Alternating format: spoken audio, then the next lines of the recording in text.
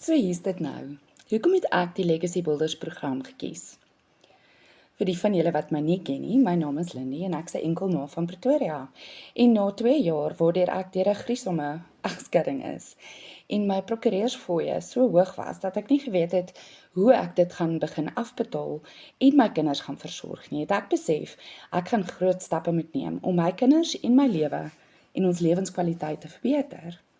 En ek het begin navorsing doen.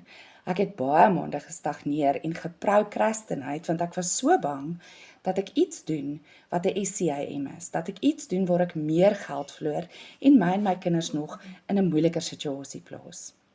Maar ek is so dankbaar dat ek 6 maande terug geïnvesteer het in hierdie produk, want nou het ek 'n passiewe inkomste wat vir my hardloop in die agtergrond in dollar.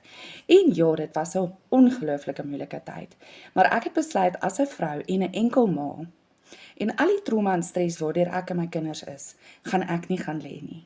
Ek het besluit, ek sal seker maak dat ons almal versorg is, dat ons lewenskwaliteit en lewensstandaard verbeter en dat ek 'n sukses maak van hierdie journey saam met my kids. So there you have it. Daai is my storie. Daai is my hoekom, dis hoekom ek gekoop het. En nou het ek 'n online besigheid in die agtergrond wat vir my werk met 'n geautomatiseerde stelsel wat namens my optree. En terwyl ek slaap, was daar al kere wat ek 'n inbetaling gekry het. En nie in rand nie, mense, in dollar. En ek wil iets regstel. Die Legacy Builder program is nie oornag ryk word skema nie.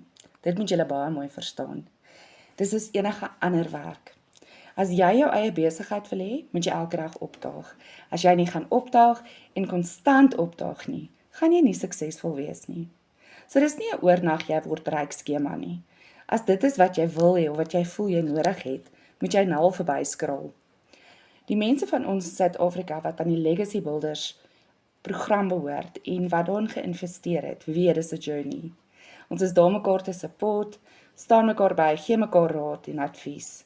Maar ons daag op vir ons besighede. Dis iets wat jy moet onthou. Jy investeer eenmalig.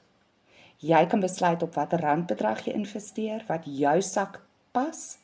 Tweedens het jy 2 ure 'n dag nodig rondom jou normale skedule. Jy het 'n wifi in jou selfoon nodig. En dis dit. En die belangrikste is, jy gaan moet opdaag. En die passie waarmee jy jou besigheid bedryf, bepaal die sukses wat jy dan gaan behaal. As jy 'n enkel mamma of pappa is, die wat dieselfde trauma's as ek, en jy voel magteloos en moedeloos en weet jy moet ook nou 'n verandering in jou lewe maak, om te survive, om vir jou kinders te wys, dat dit nie is hoe jy val nie, maar jy opstaan.